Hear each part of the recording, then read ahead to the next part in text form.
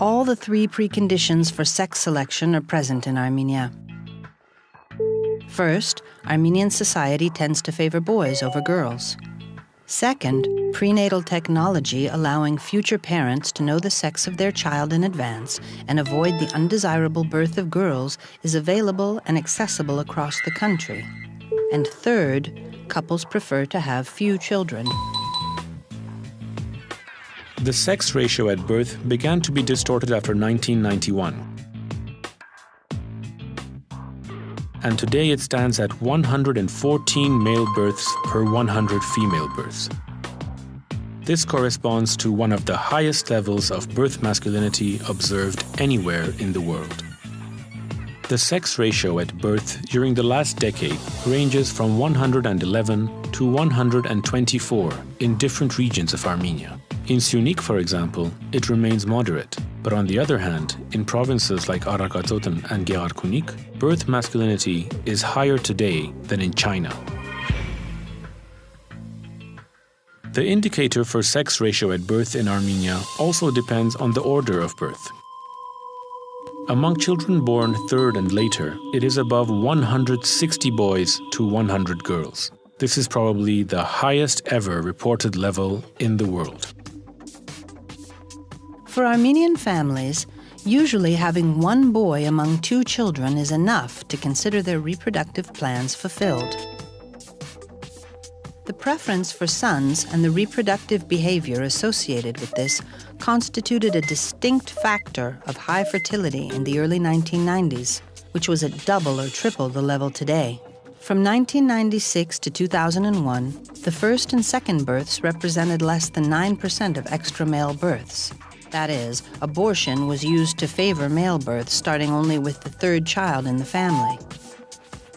From 2001 to 2010, this indicator was higher than 26%.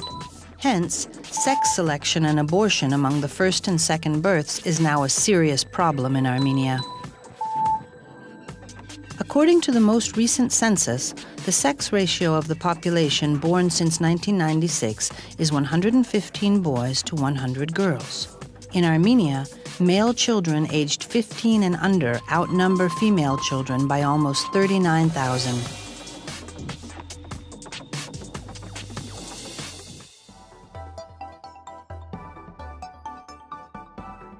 The desire for having at least one son in Armenia is stronger than the aversion towards girls that is observed in India in relation with the cost of dowry payment.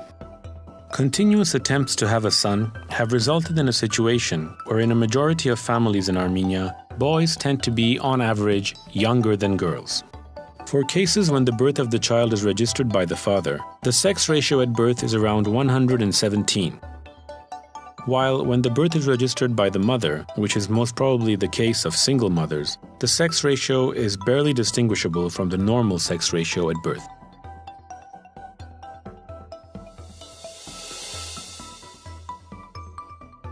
If this phenomenon of sex selection and abortion continues, projections suggest that this will result in almost 93,000 missing women or future mothers by 2060. The number of unborn girls will reach 2,000 by 2060. The lack of balance between the sexes in Armenia will have a negative impact on the formation of future families and may also be cause for further emigration.